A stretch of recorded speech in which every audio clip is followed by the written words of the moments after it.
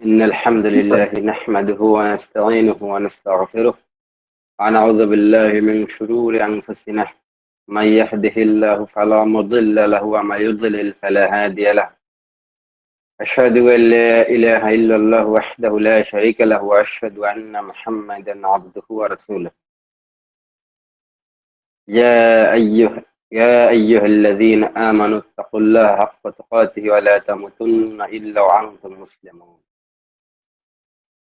يا أيها الناس اتقوا ربكم الذي خلقكم من نفس واحدة وخلق منها زو- زوجها بث منهما رجالا كثيرا ونساء واتقوا الله الذي تساءلون به والأرحام إن الله كان عليكم رقيبا. يا أيها الذين آمنوا اتقوا الله وقولوا قولا سديدا يصلح لكم أعمالكم ويغفر لكم ذنوبكم ومن يطيع الله ورسوله فقد فاز فوزا عظيما. সকল প্রশংসা একমাত্র মহান রব্বুল আলামিনের জন্য, যিনি সমগ্র সৃষ্টির মালিক, এবং অগণিত দুরূদ বর্ষিত মুহাম্মদ সাল্লাল্লাহু আলাইহি সাল্লামের উপর। তো আমরা জিন জাদুর চিকিৎসা এবং মোটামুটি যে নববী চিকিৎসা নাম দিয়েছে, নববী চিকিৎসার জিন জাদু পর্বের আজকে 12তম পর্ব মনে হয়, নাকি তানভীর ভাই? জি জি। আচ্ছা, 12তম পর্ব। তো রমজান মাস উপলক্ষে আমরা অনেক কিছুই সংক্ষিপ্ত করে দিয়েছি, এবং রমজানের পরে আমরা ব্যাপক আলোচনা করব, একাধিক কিতাব থেকে আলোচনা করব। যদিও যারা পয়সা করে দিয়েছেন তাদের পয়সা করে কিতাব আলহামদুলিল্লাহ চলে গিয়েছে, সকলের কিতাব। একটা কিতাবের সমস্যা হয়েছিল, সেটাও পরবর্তীতে আবার পৌঁছে গিয়েছে। তো আজকে আমি অনেক মোটামুটি একটু বেশি আলোচনা করার চেষ্টা করবো ইনশাল্লাহ। যদিও কিয়ামুল লাইল আছে অনেকের, বা অনেকে তারাবি পড়ে এসেছেন, যাই বলেন না কেন, তো সব মিলিয়ে একটু সব দিকেই লাগবে, এদিকেও লাগবে ওদিকেও লাগবে। সঙ্গে আমি আর একটা কথা বলি, আমি যেটা বলি সেটা আপনারা অনেকেই বুঝেন কিংবা নাই বুঝেন, আপনাদের ব্রেনে ধরুক আর না ধরুক, বিশেষ করে এই নববী চিকিৎসার বিষয়ে আমি যেটা বলি আপনার বিদ্যায় ধরুক কিংবা নাই ধরুক, কেন আসবে না? কারণ আমি যখন কোনো বিষয়ে কথা বলবো, এই বিষয়ে সে বিষয়ে অবশ্যই তুলসেরা বিশ্লেষণ করে আমি আপনাকে কথা বলি, তবে ভুল হতে পারে, আমি মানুষ। তবে এটার সম্ভাবনা খুব কম। আল্লাহ আমাকে ভুল থেকে আমাকে বাঁচিয়ে নিন, আমিন। ভুল হতে পারে, তবে চুলছেরা বিশ্লেষণ করে বলার চেষ্টা করি ইনশাল্লাহ। তাই অনেকেই অনেক বিষয়ে কোনো কথা বললে সে বিষয়ে আর দ্বিমত করার চেষ্টা করবেন না, কারণ সব বিদ্যাই যে আমার বুঝে আসবে আর সব বিদ্যা যে আপনার বুঝে আসবে এমন কিন্তু নয়। এটা হচ্ছে আমার আগেই অনুরোধ, আর যেটা যেভাবে বলবো সেটা সেভাবে করবেন। অন্তপক্ষে যতদিন আমার ক্লাস করেন ততদিন আমার ক্লাসের যে নিয়ম নীতিগুলো সেটা আপনারা অনুসরণ করবেন, এটা আমার পক্ষ থেকে আপনাদের প্রতি জোরালো অনুরোধ। কারণ আমাদের কথাগুলো যদি আপনারা অবহেলা করেন তাহলে আশা করি আপনি ফায়দা নিতে পারবেন না। আমরা একটা কথা অনেক বিশ্লেষণ করে আপনাদেরকে বলে থাকি। যাই হোক, আমরা পর্বে চলে যাই। সেটা হচ্ছে কোরআন হাদিসের আলোকে চিকিৎসার, আর একটা হচ্ছে গ্রহণের চিকিৎসা। তো দুটোই বলবো আমি, আসলে তো ব্যাপক আলোচনা এগুলো, তো আমি সংক্ষিপ্ত আকারে আপনাদেরকে সবকিছুই বলি। আজকের বিষয়ে একটা আলোচনা করবো যে আমাদের দেশে, শুধু আমাদের দেশে নয়, সম্পূর্ণ মানে আন্তর্জাতিক বিশ্বে, বহির্বিশ্বে, অর্থাৎ পৃথিবীর উত্তর মেরু থেকে দক্ষিণ মেরু, পূর্ব থেকে পশ্চিমে, সব জায়গায় কালো জাদুর একটা প্রভাব আছে। যত ধরনের ভাষা আছে তত ধরনের কালো জাদু আছে, ব্ল্যাক ম্যাজিক। হ্যাঁ, তো এক একজন জাদুকর কিন্তু এক একভাবে জাদু করে, সবার জাদু কিন্তু একরকমের নয়। যেহেতু আমি আপনাদেরকে চিকিৎসা সম্পর্কে অবগত করি, সেটা হচ্ছে আমার যে যতটুকু জানা ততটুকুর মধ্যে, বা যতটুকু দিলে আপনাদেরকে চলে, যে কোনো জাদুর উপর প্রয়োগ করতে পারবেন এই জন্য। কিন্তু এরপরও বিভিন্ন জাদুকর এবং বিভিন্ন জিন, অনেক সময় জিন আপনাকে এমনিতে একা একাই জাদু করবে, এটাও হয়। অনেক সময় জাদুকর আপনাকে নিয়োগ করবে, মানে জাদুকর আপনার প্রতি জিন নিয়োগ করবে, অথবা জিন নিজে নিজে নিয়োগ হবে আপনার প্রতি। এটা সাধারণত ভালোবাসার জিন হয়, লাভার জিন। আহ, যাই হোক, তো এক এক জিনের জাদু এক এক রকমের হয়। কেউ তাল গাছে, কেউ বেল গাছে, কেউ জৌতুন গাছে, কেউ তেঁতুল গাছে। যাই হোক, যে যেভাবে পারে, কেউ কাটা গাছে, কেউ ফাটা গাছে, কেউ সেলা বোঝেন কিনা এলাকায় যে দেখবেন যারা গ্রামগঞ্জে বাস করেন, যেখান থেকে পানি ভলকিয়ে ওঠে, এরকম উথলে ওঠে, আহ, ওই ওই জায়গায় এক একজন এক এক জায়গায় জাদুকর। এটা আসলে মুশকিল বোঝা যায় জাদুকর বা জিন কোথায় জাদুকর। তো এই জন্য তারপর কিছু বলি যে এক একজন জাদুকর এক একভাবে জাদু করে। কেউ জাদু করে কোনো বস্তুর মাথা দিয়ে, হইতে পারে সেটা কোনো মৃত্যু বাচ্চার মাথা দিয়ে। অনেক সময় আহ শরীরের লোম দিয়ে, বীর্য দিয়ে, চিরুনি দিয়ে, পোশাক দিয়ে, এই টুপি দিয়ে, সাত রাস্তার মাটি দিয়ে, গোলাপ ফুল দিয়ে, তারপর কেউ বলে কি নয়টার ফুল দিয়ে, যা বিভিন্ন ফুল দিয়েও জাদু করে মানুষ। এরপর আহ কিছু আছে যে আপনার মাছ দিয়ে জাদু। তাও এক একজনের এক একটা মাছ, সবার মাছ এক রকমের না। কেউ শিং মাছে, কেউ কই মাছে, যে যেটা করে সুবিধা পায় আর কি। অর্থাৎ জাদুকরকে যেভাবে জিন নির্দেশ করে, বা জিন যেভাবে জাদুকরকে নির্দেশ করে, ওনাদের যৌথ সমন্বয় এটা হয়। কেউ সাপের কাঁটা দিয়ে, কেউ হাইজ নেফাজের রক্ত দিয়ে, এটা আমি অনেক নাম বললাম আর কি, এটা করে থাকে। কেউ তালা চাবি দিয়ে, এবং কেউ কবরের মাটি দিয়ে, হ্যাঁ, বা কেউ কাফনের কাপড় দিয়ে, কেউ কবরের উপর মাটি দিয়ে, কেউ কবরের ভিতরে মাটি দিয়ে, এইভাবে। বা কেউ আহ ছাগলের রক্ত দিয়ে, কেউ মহিষের রক্ত দিয়ে, বা কেউ ছাগলের লোম দিয়ে। আমি অনেক নাম বলতে পারবো ভাই, শত শত নাম চলে আসবে। কেউ আম গাছ দিয়ে, কেউ জাম গাছ দিয়ে, এক একজন এক একভাবে করে থাকে আর কি। এই তো এক একটা পদ্ধতিতে এক একটা জাদু কাটা হয়, যদি সেটা জানা যায়। কিন্তু জানা না গেলে কি হবে, ওই আপনার যেটা সুবিধা হবে, সূরা নাস ক্লাস ফালাক সাধারণত এটা মাস্ট, মানে আপনাকে অবশ্যই এটা আপনার লিস্টে থাকবে। সূরা ফাতিহা, নাস ক্লাস ফালাক, আয়াতুল কুরসি, এটা আপনার লিস্টে অবশ্যই থাকবে। এটা হচ্ছে জাদুর একেবারে প্রধান ঔষধ, এর উপর কোনো ঔষধ হয় না, মানে একেবারেই প্রধান ঔষধ। মানে আমাদের প্রধান খাবার কি? ভাত, তাই না? আরবদের প্রধান খাবার কি? রুটি। তো চায়নাদের প্রধান খাবার কি? ওরা যা যা খায় আর কি, নুডলস। তো জাদুকরের বা জাদুর ধ্বংসের প্রধান হাতিয়ার কি? নাসিকুল্লাহ ফালাক সূরা ফাতিহা। এটা মনে রাখতে হবে। অন্যান্য আছে। তো এই যেগুলো যতগুলো আমরা নাম বললাম, এই জাদুগুলো এক একটা আয়াত দিয়ে এক একটা জাদু কাটা হয়। এখন বলবেন কিভাবে জানবো? হ্যাঁ, যদি এটা জানা যায়, জানা না গেলে কি আর আপনি পারবেন? না, সেটা কখনো পারবেন না। জানা না গেলে কি করবেন, সেটা একটা আলাদা মানে অধ্যায় হতে পারে আলোচনার ক্ষেত্রে। সেটা রোগীর পরিস্থিতির উপর নির্ভর করবে, যে রোগী কি ধরনের আচরণ করে, সে আচরণের উপর নির্ভর করে সেটা হতে পারে। তো আচরণও আবার পার্থক্য আছে। একজনের আচরণ পাগলাটে, একজনের হচ্ছে একাকিত্ব, আবার কারো হচ্ছে আহ এই এই কোথাও যে বসে থাকা, একা একা কথা বলা। আবার কেউ আছে যে মানুষের জিনিস ক্ষতি করে। মানে এক একটা মানুষের এক একটা ধরন, আসলে ধরনের উপর নির্ভর করবে, মানুষের ধরনের উপর নির্ভর করবে যে সে কি জাদুতে আক্রান্ত হতে পারে। যখন কোরআন তেলাওয়াত করা হবে বা দোয়া কালাম পড়া হবে, তখন বোঝা যাইতে পারে যে সে কিসে আক্রান্ত। যদি জিন না বলে দেয়, বা এটা মানে অর্থাৎ স্পষ্ট না হয় আপনার সামনে, আহ বা জিন হাজির না হয়, তখন তার আপনি বোঝার উপায় নেই। আর জিন হাজির হলেও যে সে সত্য বলবে এমনও না। এই কথাগুলো বললাম এই জন্য, যে যদি জানা যায় বা পাওয়া যায় যে ঘরের ভিতরে কোথাও পাওয়া গেছে আহ, কোনো মাথা প্রাণীর জাদুগ্রস্ত বা জাদু লেখা, বা কাগজে লেখা, অনেক সময় কোরআন উল্টা লেখা থাকে, বা টুপি উল্টা উল্টা দিক থেকে সূরা ও যে কোনো একটা সূরা উল্টা দিকে লেখা থাকবে, যদি যে কোনো ভাবে হোক জানা যাবে। অনেক সময় আহ জিনও বলে দেয়, যদি জিন হাজির হয়। মিথ্যাও বলতে পারে আবার। যদি পাওয়া যায় জাদু বলার পরে, তাহলে সেটা সত্য, আর না হয় মিথ্যা। আর এমনিতেও অনেক সময় ঘরে পাওয়া যেতে পারে, লোহা দিয়ে হতে পারে, হাদিদ। তো এই ধরনের জাদু এক এক আয়াত দিয়ে ধ্বংস করা হয়।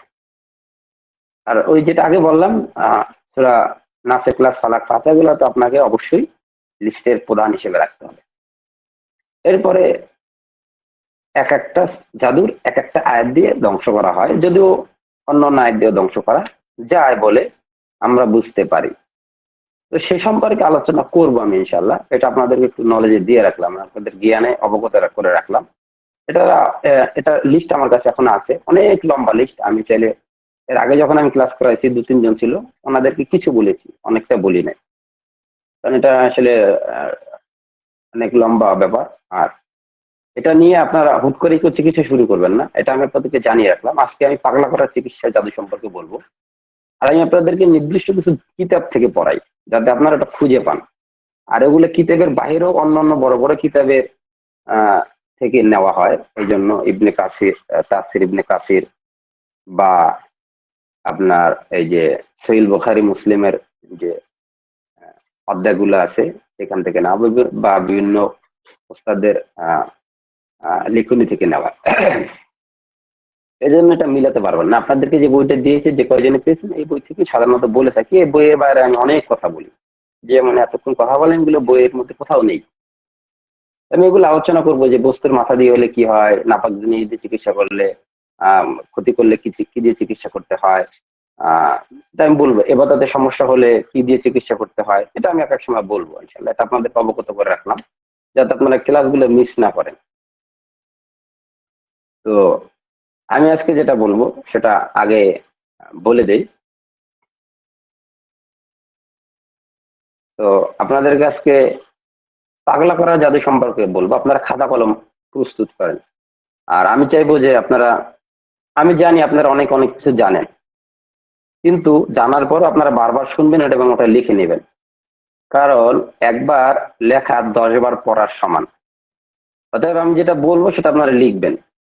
এবং আমি কোনো এক সময় একটা পরীক্ষা নেব, একজনকে, সবাইকে পরীক্ষা নিয়ে একটা পুরস্কার দিয়ে দিতে পারি, এটা হইতে পারে। হ্যাঁ, তো আপনারা আশা করি যে সেটা লিখবেন। আচ্ছা, পাগলা করার জাদু কিভাবে করা হয় সেটা আমি আপনাদেরকে আলোচনা করি। আর এতক্ষণ যে আলোচনা করলাম সেগুলো আমি পরে বলবো, যদি আজকে পারি সামান্য একটু কাজ দিয়ে দেবো ইনশাল্লাহ। পাগলা করার জাদু কিভাবে করা হয়? প্রথম হচ্ছে, জাদুকর জিনের সাথে চুক্তি করে যে জিনকে আগে ফায়দা দিতে হয়।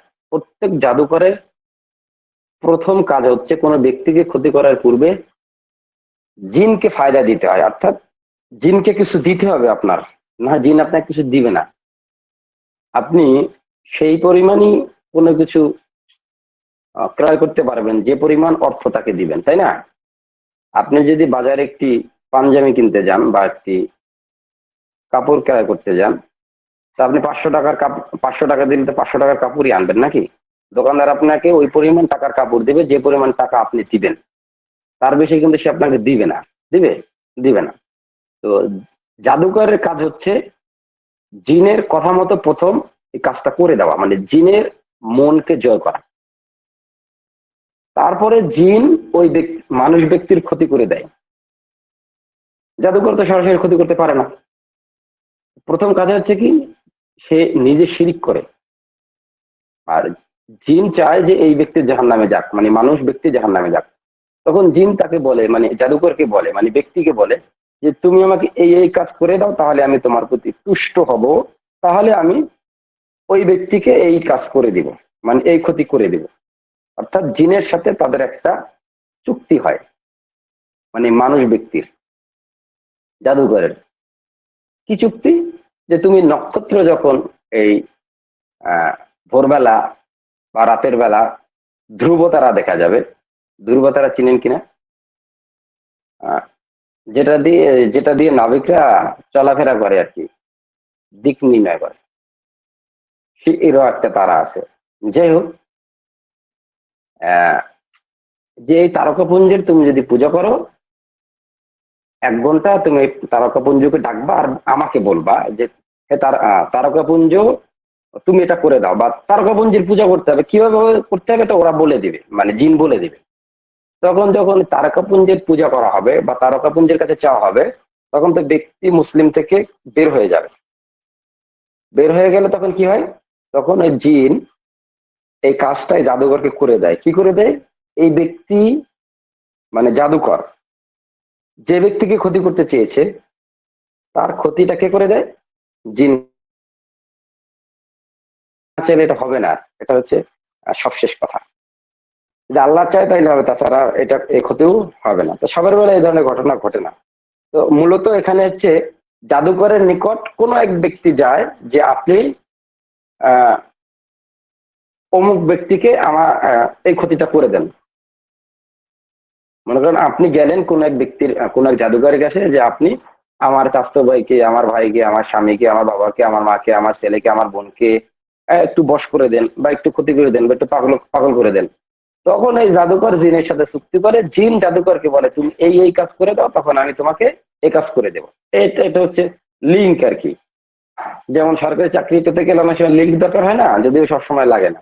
লিঙ্ক আর কি, মানে 3 নম্বর পর্যায়ের লিঙ্ক। প্রথম হচ্ছে ব্যক্তি জাদুকরের কাছে গেল, জাদুকর জিনের কাছে বললো, এবার জিন আবার জাদুকরকে আদেশ করলো, জাদুকর আবার সেই কাজটা, সিরিকি কাজটা, কুপুরি কাজটা করে দিল। এরপর জিন করলো কি, সেই কাজ করে দিল।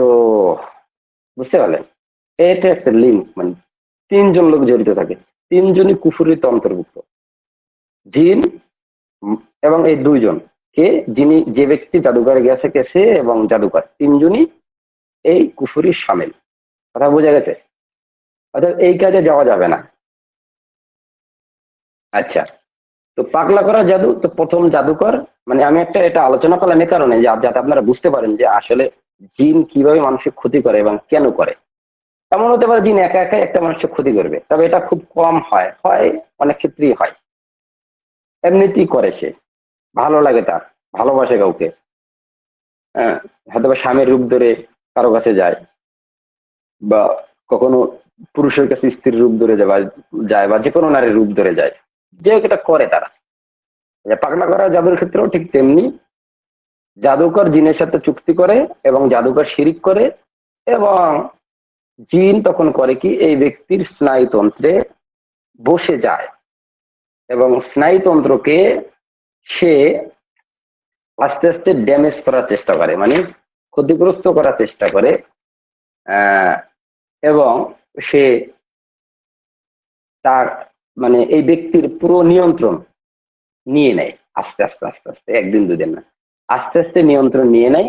এবং একসময় সে দেখা যায় যে ওলট পালট বলে, কাউকে চিনতে পারে না, একা একা কথা বলে, খাবার দাবার ভালো লাগে না, পায়খানায় বসার জায়গা বেজায়গায় করে। এটা হতে পারে। দিশেহারা হয়ে যায়, ভুলভ্রান্তি বেশি হয়, চোখের অবস্থা পরিবর্তন হয়, অনেক সময় ব্যক্তি ঘুমায় না, তাকে জিনজির পরিয়ে রাখতে হয়।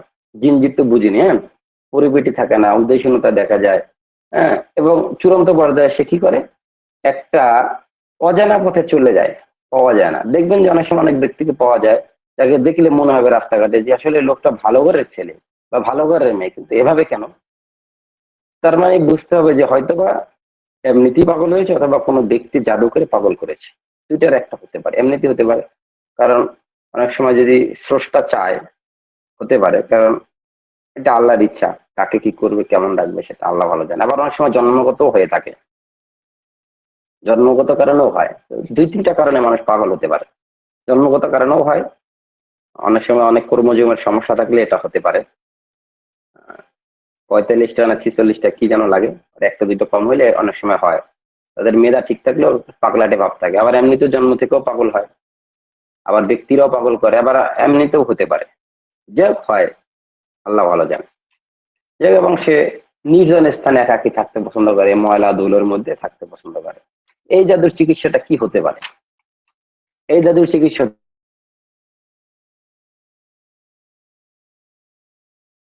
এবার সবাই খাতা কলম রেডি রাখবেন, প্রস্তুত রাখবেন। এবং পুরুষ গ্রুপে একজন ছবি দেবেন লিখে, এবং নারী গ্রুপে একজন ছবি দেবেন লিখে। আশা করি কথাটা বুঝতে পেরেছেন, একটু লাইনে থাকুন আপনারা।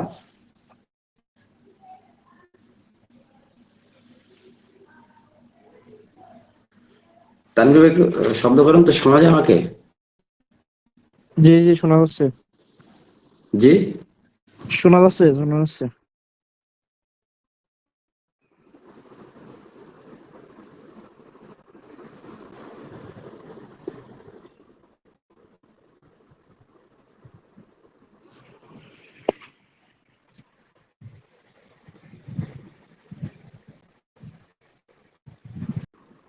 তানভীর ভাই শুনতে পাচ্ছেন? জি জি শোনা যাচ্ছে। ওই আমি আজকে কলটা ডাইভার্ট, মানে ফোনটা ডাইভার্ট করে দেই নাই তো, এই জন্য লোকালে কল আসে, আমার প্রচুর কল আসে, জানেন আপনি। জি জি কলটা কেটে দিয়েও সারতে পারি না, লাইনটা ডিসকানেক্ট হয়ে গেছে। তো এরকম যদি কখনো হয় আপনারা বের হবেন না, ওয়েট করবেন, মানে ধৈর্য ধরবেন, আমি আসবো। কোন জায়গায় বলতে আলোচনা করছিলাম কি একটু মনে করে দিবেন? এই যে মনে পড়েছে আমার। আমি চাইবো আপনারা এই কথাগুলো মনোযোগ সহকারে শুনবেন এবং আপনারা লিখে রাখবেন। আমি কিন্তু যে কোনো একদিন ভাইবে নিয়ে নেবো সবার ক্লাসের পরিবর্তে, ভাইবে নিয়ে কিন্তু আমি একটা পুরস্কার দিয়ে দেবো কাউকে। তা আমি চাই যদি সবাই পুরস্কারের অংশীদার হতে চান তাহলে ভালো, সবাই পেয়ে গেলে তো ভালো, দেখা যাক কে পায়। তো এই পাগলা করার জাদু আমি মনে হয় আজকে অনেকটা আপনাদেরকে বলতে পেরেছি যে সকল জাদুর ক্ষেত্রেই জাদুকররা এমনটা করে, শুধু পাগলা করার জাদুর ক্ষেত্রে না। আমি একটা মাত্র উদাহরণ দিয়ে, মানে মেসাল দিয়ে আপনাদেরকে বোঝানোর চেষ্টা করলাম এই জাদুর চিকিৎসা কি হতে পারে। যে শুনতে পাচ্ছেন? জি জি শোনা যাচ্ছে। তো এইভাবে হতে পারে। তো আপনার কখনো যদি এমনটা হয় তাহলে পাগলা করার জাদুর চিকিৎসা কি দিয়ে করবেন? ইতিপূর্বে যে আয়াতসমূহ বলেছিলাম সেই আয়াতসমূহ আপনারা রোগীর কানে কি করবেন? পাঠ করবেন। অবশ্যই ইমানি পরিবেশ রাখবেন। আজান কিন্তু খুব গুরুত্বপূর্ণ একটা বিষয়, যে কোনো রোগীর ক্ষেত্রে আজান আপনারা দিবেন। এবং যে সকল আয়াতসমূহ পাঠ করতে বলেছিলাম ইতিপূর্বে যে কোনো রোগের ক্ষেত্রে, আমি কিন্তু যে কোনো জাদুর ক্ষেত্রে যে সকল আয়াতগুলো আপনাদেরকে বলেছি এটা শুধু আপনাদের জন্যই। যদিও এক একজন রাত্রি এক একভাবে যাচাই, মানে এক একভাবে চিকিৎসা করে। আমি আপনাদেরকে বলছি হয়তো একভাবে, দেখবেন আমি চিকিৎসা করি আর একভাবে, করতে পারে, এরকম হয়। তানভীর ভাই জানে আমি এগুলো দিয়েও করতে পারি, আমার যেভাবে সুবিধা হয় আমি সেভাবে করে থাকি। বুঝতে পারছেন নাকি তানভীর ভাই? মানে আমি যেভাবে জি সুবিধা জি এইভাবে করে থাকি। হ্যাঁ, কিন্তু সবটাই কাজে লাগে আর কি। হ্যাঁ হ্যাঁ, একটু লাগে।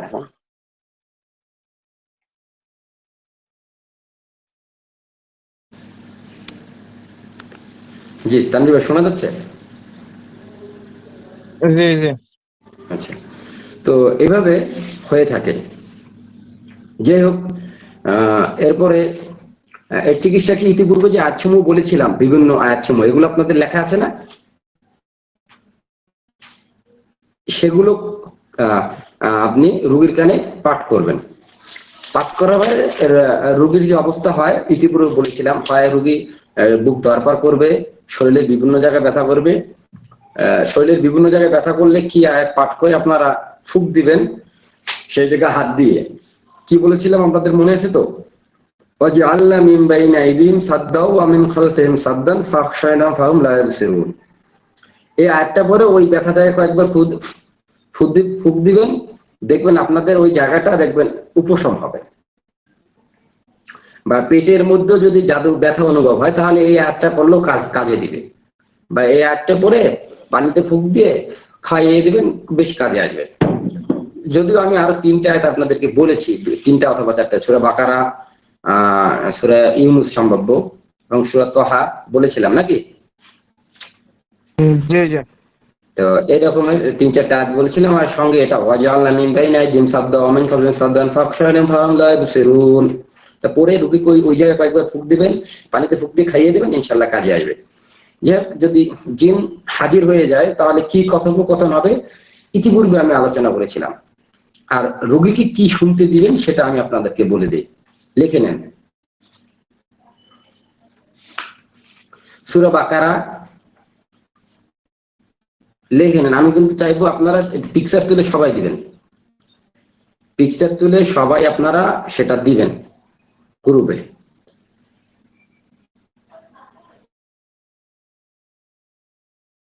আপনি লেখেন বিশেষ করে।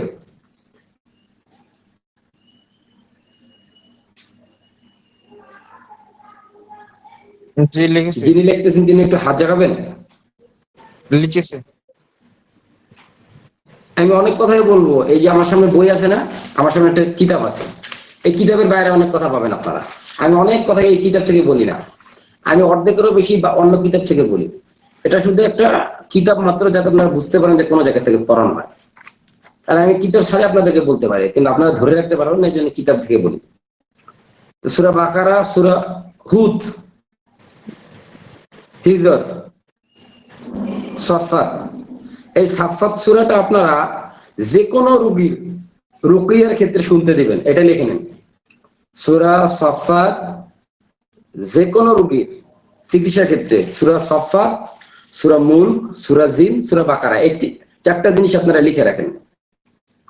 সূরা বাকারা, সূরা সাফাত, সূরা মুলক, সূরা জিন, এই চারটা সূরা আপনারা যে কোনো রোগীকে ট্রিটমেন্ট করার ক্ষেত্রে শুনতে দিবেন, মনে রাখা। সূরা সাফাত, সূরা জিন, সূরা মুলক আর সূরা বাকারা, এই চারটা সূরা আপনারা একবারে কন্টিনিউ রাখবেনই। এরপর অন্যান্য সূরা বিভিন্ন ক্ষেত্রে বিভিন্ন রকম হতে পারে, বা আপনি যে কোনো এক জায়গা থেকে দিয়ে দিতে পারেন, তাও সমস্যা নেই। তা আমি বিশেষ ক্ষেত্রে বিভিন্ন জায়গা থেকে আপনাদেরকে দিব। এই চারটা সূরা আমি আবারও বলি: সূরা বাকারা, সূরা সাফাত এবং সূরা মুলক, সূরা জিন। এবং যদি জিন বেশি আপনাদেরকে কষ্ট দিয়ে থাকে, সঙ্গে সূরা আপনার ইটা অ্যাড দিতে পারেন, সূরা লুকমান অ্যাড দিতে পারেন, যোগ করতে পারেন। যাই হোক, সূরা বাকারা তানভীর ভাই লিখেছেন? জি জি লিখেছি। আচ্ছা, সূরা হুদ লিখেছি। হিজর, সাফাত, সূরা কফ,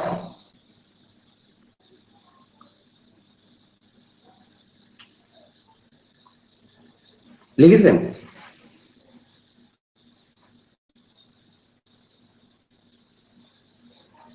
আর রহমান,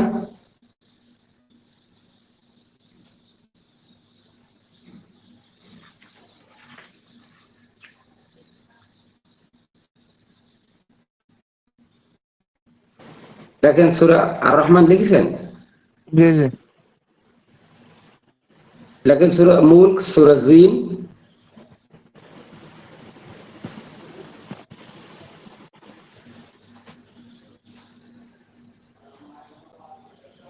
লেখেন সূরা লুকমান,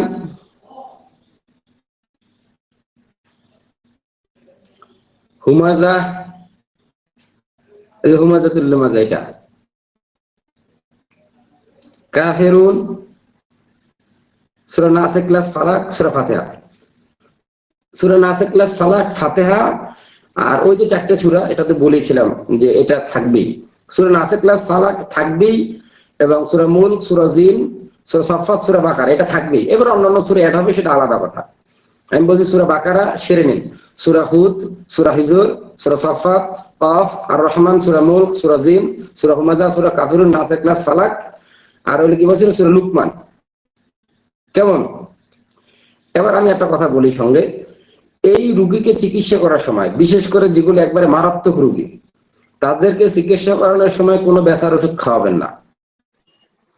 হ্যাঁ, যদি কোথাও ব্যথা পেয়ে যায় যে একবারে আর না খাওয়ালে হয় না, ডাক্তার লিখেছে, তখন খাওয়াবেন, সেটা আলাদা বিষয়। শরীর হালকা পাতলা ব্যথা করলে কোনো ওষুধ খাওয়াবেন না, ব্যথার ওষুধ খাওয়াবেন না। এই এটা আপনি, আর ওই যে গোসলের যে বিষয়টা বলেছিলাম, যে আপনি যখন কোরআন তেলাওয়াত করবেন যে কোনো রোগের ক্ষেত্রে, তখন ওই কি কি রাখবেন সেটা আমি আগেও বলেছি, এখন আবার বলে দিই। গোলাপ জল বা জমজমের পানি হলে ভালো, অথবা বৃষ্টির পানি, অথবা যে কোনো ফ্রেশ পানি আর কি, যেটা আর কি ভালো হয় একবারে, সে পানি। এবং কিছু পান রাখবেন বেজোর সংখ্যার, এবং বেজোর সংখ্যার আপনার বড়ই পাতা রাখবেন, এবং পারলে ডুমুর পাতা রাখবেন, এবং জৈতুনের তেল রাখবেন, কালো জিরার তেল রাখবেন। এগুলো একসাথে মিক্সিং করে, যদি কারো ব্লেন্ডার থাকে ব্লেন্ডার করে, সে এটার যে একটা হালুয়ার মতো হবে বা রস হবে, সকালবেলা 3 বার খাবে খালি পেটে, 3 চামচ। সঙ্গে একটু মধু মিলিয়ে নেবে, মধুটাও অ্যাড করে দিলাম। খেজুর থাকবে, ব্যক্তি খেজুর খাবে সকালবেলা খালি পেটে, বেজোর সংখ্যা 7টা হলে ভালো হয়। যারা আজওয়া কিনতে না পারেন, তারা নরমাল ভালো খেজুর কিনবেন, মরিয়ম খেজুর কিনবেন বা বড়ই খেজুর কিনবেন, যার যেভাবে অর্থ সে সেভাবে কিনবেন। এটা হচ্ছে মোটামুটি একটা ধারণা, যাতে আপনার এটা উপকার হয়। তো আমি আবারও বলি, এই মানে যে আপনার যে ইনস্ট্রুমেন্ট, মানে যে বিষয়াদি সামনে রাখবেন, এগুলো আপনারা খেয়াল রাখবেন, যাতে এগুলো আপনাদের জন্য কি হয়, সুবিধা। যে কোনো রোগের ক্ষেত্রে এই জিনিসগুলো রাখবেন, পানি রাখবেন, মধু রাখবেন, তারপর আপনারা বেজোর সংখ্যার পান, বেজোর সংখ্যার বড়ই পাতা, পানি, পারলে 7টা পাত্রে পানি রাখবেন, তাও সমস্যা নাই। 1 পাত্র হলেও সমস্যা নাই, 7 পাত্র বাধ্যতামূলক না। পানি রাখবেন, জৈতুনের তেল রাখবেন, কালো জিরার তেল রাখবেন, ডুমুরের ফল রাখেন আর ডুমুরের পাতা রাখেন, যদি পারেন ভালো হয়, না পারলে তো সমস্যা নেই। এবং পানির ক্ষেত্রে যদি আপনি নেন, জমজমের পানি নিতে পারেন, অথবা বৃষ্টির পানি, না পারলে কলের পানি, না পারলে পুকুরের পানি, নদীর পানি, একটা হলেই হলো। মানে যেটা আপনি সবচেয়ে ভালো মনে করেন সেটাই নেবেন। নেওয়ার সময় প্রত্যেকটা জিনিস অবশ্যই বিসমিল্লাহ বলে নেবেন। ক্রয় করার সময় বিসমিল্লাহ বলবেন, এটা যেন মনে থাকে, যেহেতু এটা আপনি চিকিৎসার ক্ষেত্রে কাজে লাগাবেন। জাদুকর হয়তো বা জিন আপনাকে ওটা টার্গেট করে রাখবে যে উনি এই কাজ করতেছে, তখন ওটার প্রতি সে আবার জাদু করে দিতে পারে। অতএব আপনি আগে কি করবেন, সবগুলো বিসমিল্লাহ বলে নেবেন, তাহলে জিন আর জাদুকর আপনার ওই জিনিসের কোনো ক্ষতি করতে পারবে না। আশা করি আপনার পাগলা করার চিকিৎসা জাদুটা মোটামুটি বুঝতে পেরেছেন, যদিও এইভাবে বোঝানো সম্ভব না। এরপরে আমি আপনাদেরকে আরো 2টা চিকিৎসা বলবো, যাদের ব্রেন কম থাকে, ব্রেন, মস্তিষ্কে অনেক আছে না, কোনো কিছু মনে থাকে না, কোরআন পড়ে মনে রাখতে পারেন না, আছে না এমন? এদের জন্য চিকিৎসা আছে। এবং যারা চোখের দৃষ্টিকে ঠিক রাখতে চান, ঠিক, এই 2টা জিনিস খুবই গুরুত্বপূর্ণ। তো যারা চোখের দৃষ্টিতে ঠিক রাখতে চান, তাদের জন্য আমার পরামর্শ, গুরুত্ব সহকারে শুনবেন। নামাজের সময় ডাইনে বামে তাকাবেন না, এবং বিশেষ করে যখন আমাদের দেশে অনেকেই আছে, যখন নামাজে দাঁড়ায় আল্লাহু আকবার উপরের দিকে এরকম করে না, এটা করা যাবে না, এটা নিষেধ আছে। অর্থাৎ আপনি যদি চোখের দৃষ্টিকে ঠিক রাখতে চান, যে আমার চোখে পাওয়ার সঠিক থাকুক, তাহলে আপনি নামাজ মনোযোগ সহকারে একবারে সিজদার দিকে তাকিয়ে আদায় করুন। কথা বোঝা গেছে? এটা মনে রাখবেন, কারণ আপনার দৃষ্টিকে আল্লাহ তুলে নিতে পারে। কেউ যদি উপরের দিকে তাকিয়ে না, কি আছে হাদিসে, নামাজের সময়, তাহলে তার দৃষ্টিকে আল্লাহ তুলে নিতে পারে। অর্থাৎ সাবধান, নামাজের সময় দিক দিক তাকাবে না। যদি চোখ চলে যায়, তা টেনে নিয়ে এসে একবার সিজদার কাছে দিবেন। আর সিজদার জায়গা কাকে বলে, আপনার সিজদার জায়গা হচ্ছে আপনার পায়ের মাথা থেকে শুরু করে যে পর্যন্ত সিজদা দেন, এই জায়গা পুরোটা হচ্ছে সিজদার জায়গা। যদিও আপনি সিজদা পায়ের কাছে দেন না, একটু সামনেই দেন, তাই না? পায়ের কাছে দিলে সেটা তো কুকুরের মতো হবে, সেটা তো দেওয়া যাবে না, আর সম্ভাবনা, কিন্তু জায়গা পুরোটাই সিজদার জায়গা। এই জায়গার মধ্যে আপনার চোখ মানে বলবৎ থাকবে, এর বাইরে কোথাও যাবে না। যদি যায়, টেনে নিয়ে আসবেন। এই টেনে নিয়ে এসে আপনার চোখকে সিজদার জায়গায় রত রাখবেন, এজন্য আপনি জিহাদের সওয়াব পাবেন।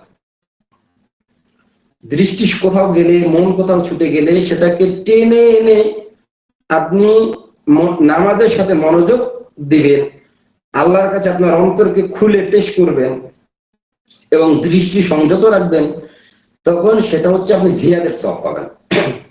এটা সম্ভব। আমাদের ইবনুল কাইয়িম রাহিমাহুল্লাহ 5 ধরনের নামাজের কথা বলেছে, এটা 3 নম্বর নামাজের একটা কোয়ালিটি, মানে 3 নম্বর শ্রেণীর নামাজের কোয়ালিটি এটা। উনি 1, 2, 3, 4, 5টা কোয়ালিটি করেছেন, এর মধ্যে 3 নম্বরের শ্রেণী এটা। তো তখন সে জিহাদের সওয়াব পাবে। এই জন্য এটা বললাম যে আপনি যখন মন চলে যাবে কোথাও, তখন ওইখানে স্থির করে নেবেন। আর চোখের দৃষ্টি কোথাও চলে গেলে তাড়াতাড়ি করে ওখানে আনবেন, যাতে কোথাও না যায়।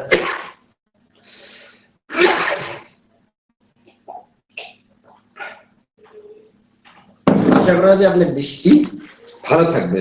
আচ্ছা, যাই হোক, এরপরে আসেন যাদের মনোযোগ কম কোনো পড়াশোনায়, কোনো কাজে, তাদের জন্য কি?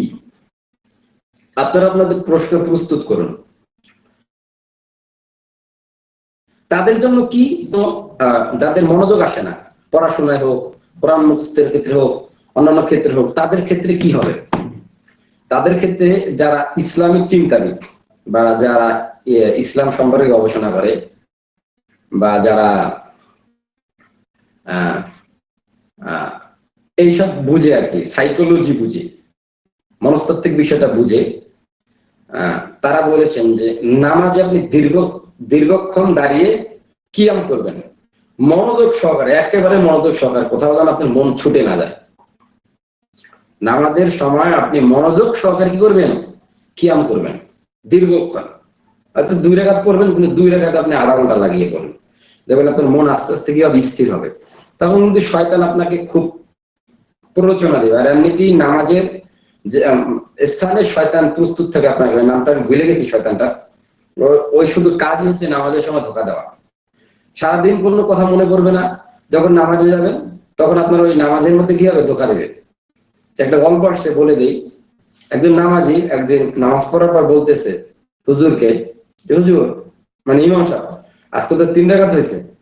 ইমাম সাহেব বলতেছে, না 3 রাকাত হয়নি, আজকে 4 রাকাতই পড়াইছি।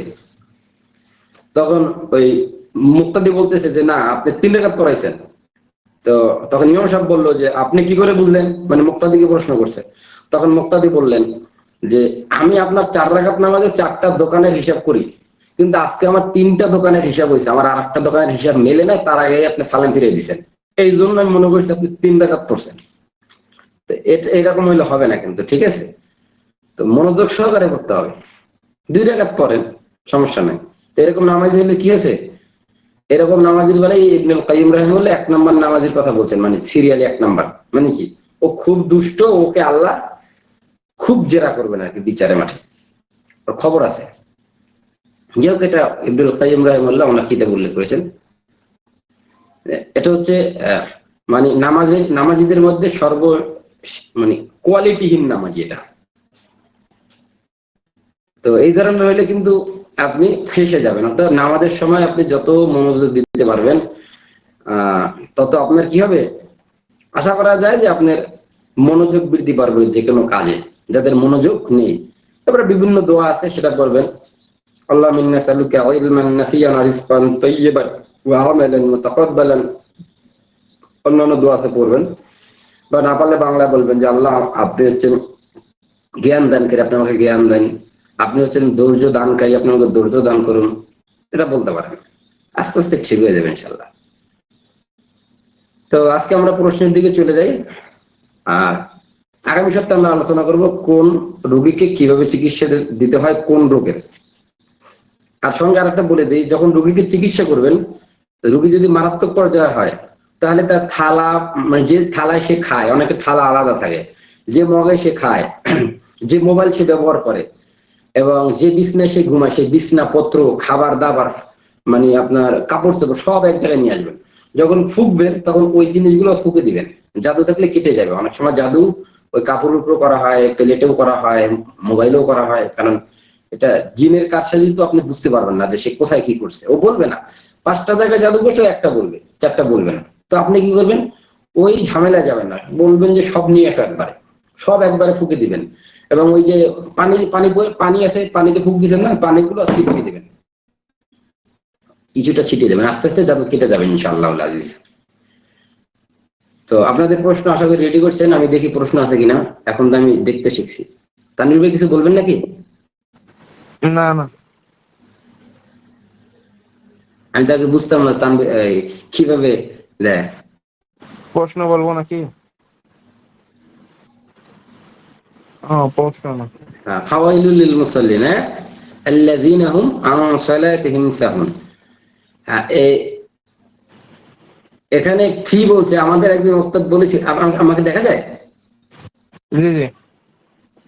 আন সালাতিহিম সাহুন মানে আমাদের এক ওস্তাদ এই আয়াতের ব্যাখ্যা করতে যে আল্লাযীনা হুম আন সালাতিহিম সাহুন, অর্থাৎ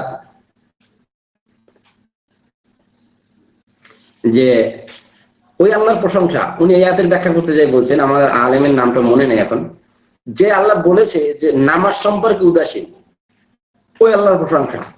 আল্লাহ যদি বলতো আল্লাযীনা হুম ফি সালাতিহিম সাহুন, নামাজের মধ্যে উদাসীন, তাহলে কারোই নামাজ পৃথিবীতে আর হইতো না। আন সালাতিহিম সাহুন মানে সালাত সম্পর্কে উদাসীন। যদি বলতো ফি সালাতিহিম সাহুন, তাইলে খবর আসলো, তাইলে আর বিচার ছাড়া কারো মাপ নাই। এই আয়াতটা দেখে আমার মনে পড়লো তাফসীরটা। তো খুবই সাবধান। আল্লাহ আনসালা দিন যখন বলছে, এটা যথেষ্ট যে আপনার কাছ থেকে সে হিসাব নিতে চায়, সে নিবে, চায় মানে নিবেই। তো ওইরকম নামাজি হওয়া যাবে না, আমাদের অনেক ছুটে যায়, তখন মনকে আর দৃষ্টিকে টেনে একেবারে আল্লাহর দিকে নিয়ে আসবেন। তো এটা হচ্ছে কোরআন তেলাওয়াত বোঝার ক্ষেত্রে এটা হয়, যে যত ভালো বুঝে তার মনোযোগ তত বৃদ্ধি পায়। যাই হোক, আপনারা আপনাদের প্রশ্ন করুন। হ্যাঁ, আসসালামু আলাইকুম। জি আসসালামু আলাইকুম উস্তাদ। জি। অনেকে দেখি আমি বাংলার কথার মাধ্যমে মানে রোকেয়া করে, এটা কি মানে জায়েজ বা এটা কিভাবে, এটা জানার জন্য। আমি আপনার কথাটা আসলে বুঝতে পারি না, একটু আবার মানে বলবেন? অনেকে আমি দেখছি এক রাকিকে যিনি বাংলা কথার মাধ্যমে রোকেয়া করে, মানে ধ্বংসক ধ্বংসক ধ্বংসক এরকম। তো এটা কি শরীয়ত সম্মত? ও আচ্ছা আচ্ছা, জি। আপনি আবার কথা আমারটা ভালো করে বোঝেন। হ্যাঁ, আলহামদুলিল্লাহ, ভাই একটা সুন্দর প্রশ্ন করেছেন। প্রথম কথা হচ্ছে, কোন ব্যক্তি যদি রুকিয়া করে, রুকিয়ার ক্ষেত্রে পদ্ধতি কি? রুকিয়ার ক্ষেত্রে পদ্ধতি হচ্ছে, যে কোনো ভালো বাক্য দিয়ে আপনি চিকিৎসা করতে পারবেন, সে জাহেলিয়াতের বাক্য হলেও। জাহেলিয়াত যুগের যদি কোনো কিতাব থেকে ভালো বাক্য পাওয়া যায়, সেটা দিয়েও চিকিৎসা চলবে, সেটা যেন শিরিক বেদাত না হয়। এই জন্য যে কোনো ভাষায় ভালো বাক্য দিয়ে চিকিৎসা করা যায়। আমার কথা হচ্ছে যে, তিনি কেমন রাকি, যিনি আরবি বুঝেন না সামান্য ন্যূনতম হলেও, যে তাকে বলতে হবে ধ্বংস হও ধ্বংস হও? এটা বলতে হয় না? এটা বললে তো ফান ফান ফান ফান, তাহলেই তো হইলো না? হালাক মানে তো ধ্বংস হওয়া। এটা বললো তো, কুল্লু মান আলাইহা ফান ওয়া ইয়াবকা ওয়াজহু রাব্বিকা যুল জালালি ওয়াল ইকরাম। এটা বললে সমস্যা আছে? কুল্লু মান আলাইহা ফান, সবকিছু ধ্বংসশীল, এই একটা বললেই তো হয়, তাই না? তো কেন আপনি বাংলা বলবেন? বলাটা নিষেধ আমি বলছি না, তো আপনি ভালোটার দিকে যাচ্ছেন না কেন? আপনি এমন কেন রাখি হইলেন যে আপনাকে বাংলাটাই বলতে হবে? তা আপনি আগে কিছু পড়াশোনা করুন। কেন আপনি এই ধান্দায় নামলেন 2 টাকার ইনকামে? আমি আপনাকে বারণ করছি না। মানে যদি কেউ আমার কথা কোনোদিন শুনে, আমি বলি নাই যে আপনি বাংলা বলেন না, বাংলা চলবে, যদি শিরিক বেদাত না থাকে চলবে। কিন্তু আপনি কেমন রাখি হইলেন যে আপনি কোরআন হাদিসের একটা আরবি বুঝেন না? তাহলে আপনাকে চিকিৎসা করার দরকার নাই তো। আপনি আবার ট্রেনিং নেন, আমাদের কাছে আসেন, আমরা আপনাকে 1 বছর ট্রেনিং দিয়ে দিই ফ্রিতে, তারপর আপনি চিকিৎসা আসেন। এদের কাছে আপনাদেরকে যাইতেও বারণ করি না। তো এটা কেমন হলো কথাটা? আজকে এতদূর পর্যন্ত আপনার প্রশ্নটা আসবে কেন? আজকে ওনার জন্যই এই প্রশ্নটা আপনার আমাকে করতে সাহস পেলেন, তাই না? তো উনি কেমন মানুষ যে উনি এটা বললো? আমি নিষেধ করিনি, বলা যাবে, এটাই ঠিক, কিন্তু আমরা কেন ভালোর দিকে যাচ্ছি না? ইসলামের এত বড় একটা গুরুত্বপূর্ণ কাজ সে করবে, অথচ সে একটু সামান্য আরবির জ্ঞান রাখবে না, এটা হইতে পারে? আমার কথা মনে আপনি বুঝতে পেরেছেন ভাইয়া? জি স্যার, বুঝতে পারছি। কোরআন হ্যাঁ হাদিসের ভাষায় রেখে আমরা কেন অন্য ভাষায় প্রয়োগ করতে যাব? হ্যাঁ হ্যাঁ, ঠিক। জি, আশা করি আপনি বুঝতে পেরেছেন। যে আর কারো প্রশ্ন আছে?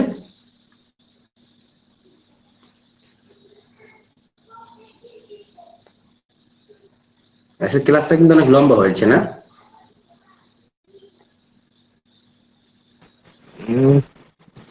30-32 মিনিট এরকম হয়েছে। জি, এরকম 30-32 মিনিটের মতো হয়েছে আর কি। না দেখি আর কারো প্রশ্ন আসেনি, দেখেন তো। আচ্ছা, আমি আপনাদেরকে এই এক্সট্রা 2-1টা আয়াত বলে দিই, আর যদি এরকম রাস্তায় পেয়ে যান, ওনাদেরকে আয়াত দুটো আপনারা শিখিয়ে দেবেন। বুঝতে পারলেন? জি।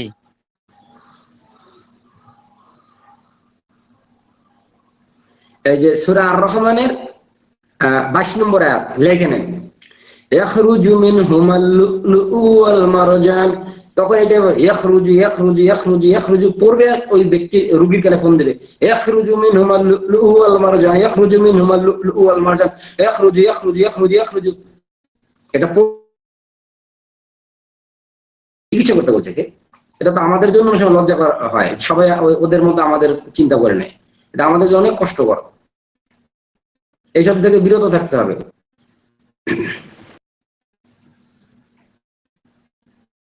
আর এবার নম্বরটা কত? লিখে নেন যে সূরা আর রহমানের 26 নম্বর আয়াত, কুল্লু মান আলাইহা ফান,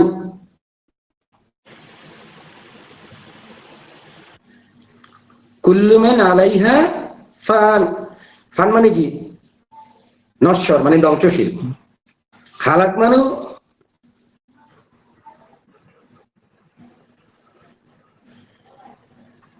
হালাক মানে ধ্বংস হওয়া, কিন্তু আপনি এটাও পড়তে পারেন, ভালো হবে। কুল্লু মান আলাইহা ফান ওয়ায়াবকা ওয়াজহু রাব্বিকা যুল জালালি ওয়াল ইকরাম ফাবিআইয়ি আলাই রাব্বিকুমা তুকাজ্জিবান।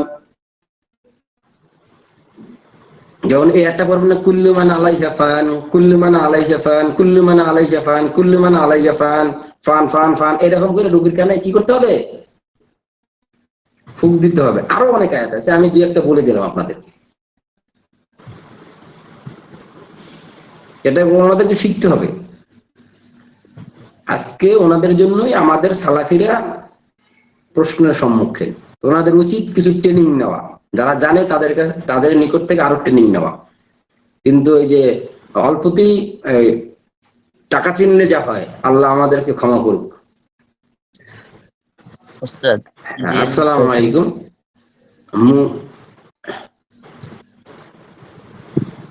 আরেকটা প্রশ্ন। জি, জিন শয়তানিদেরকে মানে বোতলে বন্দি করা যায়? আমি ভিডিওতে দেখছি এরকম। বোতলে বন্দি করতেছে, এরকম ভিডিওতে দেখছিলাম। জি, আলহামদুলিল্লাহ। আচ্ছা, আপনারা, আমি ওই প্রশ্নের আদবটা আবার বলে দিই। প্রশ্ন করার আগে জেনে একজন ব্যক্তি একাধিক প্রশ্ন করলে সমস্যা না। প্রশ্ন করার আগে আপনারা প্রশ্নের আদব শিখবেন, সালাম দিবেন, নাম এবং জায়গা বলবেন, এবার প্রশ্ন করবেন। আমি এর আগে ইঙ্গিতে বলেছিলাম আপনাদেরকে, আপনারা দয়া করে আদবটা রক্ষা করুন। যাই হোক, আপনারা যেটা বলছেন যে জিন বন্দি করে, আচ্ছা, আমাকে আপনি বন্দি করলেন জেলে, আমাকে তো দেখতে পাচ্ছেন, তো জিন যে জেলে বোতলের মধ্যে আছে এটা আপনি বুঝলেন কি করে? সে দেখলেন কি করে? কি এমন যন্ত্র আছে আপনি দেখতে পাচ্ছেন যে জিন বন্দি হচ্ছে বা জিন বন্দি আছে? জিন মানেই তো অদৃশ্য, তো আপনি দেখলেন কি করে? আল্লাহ আল্লাহ আল্লাহ, আমাদের মধ্যে কত আজ এই দুরবস্থা। কোন আলেমকে জিজ্ঞেস করুন যে যারা জিন বন্দি করে বলে যে বোতলের মধ্যে রাখছি, হয় সে কুফরি করে, না সে দেখে, না সে মিথ্যাবাদী, কাযযাব, অবশ্যই সে কাযযাব। সে কিভাবে বলতো যে এই আমার কাছে একটা বোতল আছে, আমি বোতলের মধ্যে বললাম কি এই বোতলের মধ্যে জিন আছে, না এটা হলো, আমরা দেখাইলাম জিন আছে, দেখা যায়। আমি বললাম যে জিন আছে এটার মধ্যে, দেখা যায়, দেখতে পাচ্ছেন? তাহলে কেমন কথা?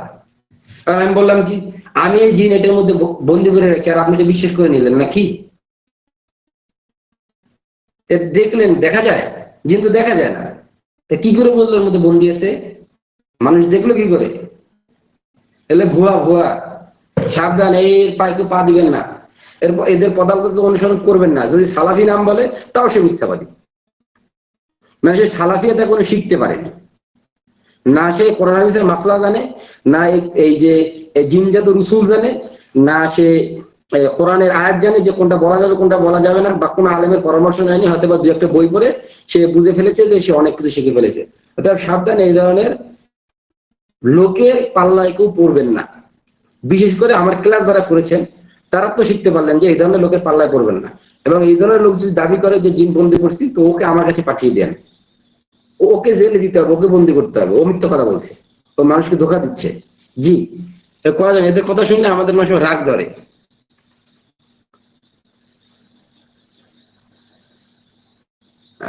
মুবাশশিরা খাতুন নাকি উনি লিখছেন মুখস্থ শক্তির জন্য কি শুধুই একটাই টিপস? আপাতত একটাই টিপস। এরপরও কথা হচ্ছে আল্লাহ যারে যেটুকু বিদ্যা দিয়েছে অতটুকুই সে পারবে। আর ওটা হচ্ছে আপনার তাকদিরকে, ভালো তাকদিরকে বৃদ্ধি করা, মানে তাকদির দিয়ে তাকদিরকে প্রতিহত করার মতো আর কি। ভালো তাকদিরকে বৃদ্ধি করা এটা বৈধ, এই জন্য আপনি ভালো তাকদিরকে বৃদ্ধি করার চেষ্টা করবেন, এটা হচ্ছে পদ্ধতি।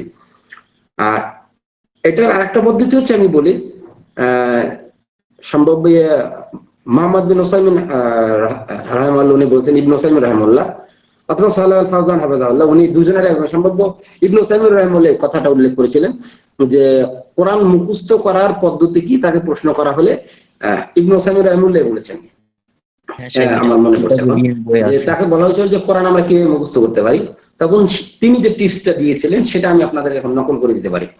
সেটা হচ্ছে তিনি বলেছিলেন যে আপনি একটা আয়াত পড়বেন, একটা আয়াত মুখস্থ করবেন, একটা আয়াত বুঝবেন, এরপর আপনি আর একটা আয়াত মুখস্থ করবেন। প্রথম কি করবেন, একটা আয়াতের অনেকগুলো অংশ থাকে, প্রথম পার্ট মুখস্থ করবেন। হ্যাঁ, আল্লাহু লা ইলাহা ইল্লাহু আল্লাহু লা ইলাহা ইল্লা হুয়াল হাইয়ুল কাইয়্যুম হুয়াল হাইয়ুল কাইয়্যুম আল্লাহু লা ইলাহা ইল্লা হুয়াল হাইয়ুল কাইয়্যুম, এতটুকু মুখস্থ হয়েছে। এবার লগে আরো দুটো শব্দ বাড়াবেন,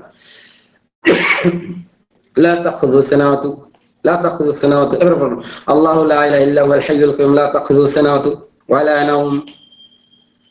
শব্দ কিভাবে বাড়াবেন বুঝতে পেরেছেন? আমি আরেকটা বলে দিই, ইয়া আইয়ুহাল্লাযীনা আমানু লা তুকদ্দিমু বাইনা ইয়াদাইল্লাহি ওয়া রাসূলিহি ওয়াত্তাকুল্লাহ ইন্নাল্লাহা সামিউন আলীম।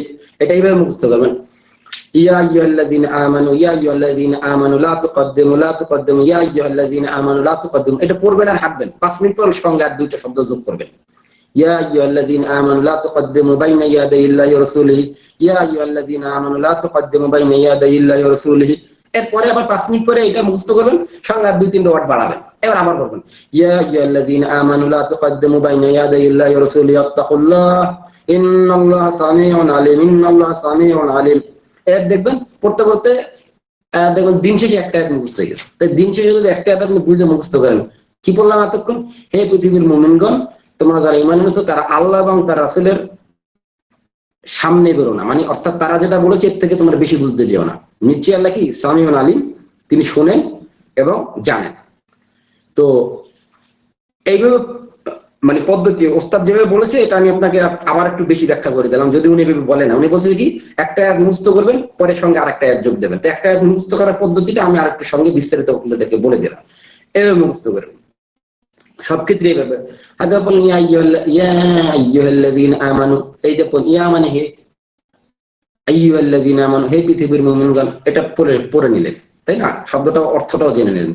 এবার আস্তে আস্তে কি করবেন, 2, 3, 4, 5 বছর পর দেখবেন যে আপনি অনেকগুলা কোরআনের হেফজকারী হয়ে গেছেন, মানে কোরআনের আয়াতের বা সূরার হেফজকারী হয়ে গেছেন, তাই না?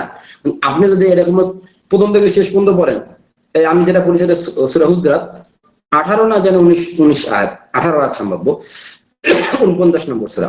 তা আপনি যদি এটা 18 নম্বর আয়াত পর্যন্ত একবারে পড়েন, তাহলে শেষে কিন্তু আপনি আবার পড়তে আসবেন, বিরক্ত লাগবে, পারবেন না। সারাদিন পড়লে দেখবেন এক আয়াত মুখস্থ হয় না। আর যেটা বলেছি এটা হচ্ছে সঠিক পদ্ধতি, বেশি ভালো। আর যদি আপনি সব পড়ে পড়ে মুখস্থ করতে পারেন, পড়েন, আমি না করছিলাম, কিন্তু আমি যেটা বলেছি এটা একবারে বেশি ভালো হবে আপনার জন্য, মস্তিষ্কও থাকবে। জি, এক কাজ করতে এসে আর এক কাজ করে দিলাম। আর কোনো প্রশ্ন আছে? তাদবির ভাই দেখেন তো, রাত অনেক হয়ে গেছে।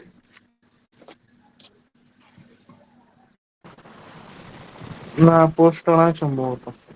জি, নাই সম্ভবত। আচ্ছা ঠিক। তো আজকের মতো আমরা এখানেই শেষ করব।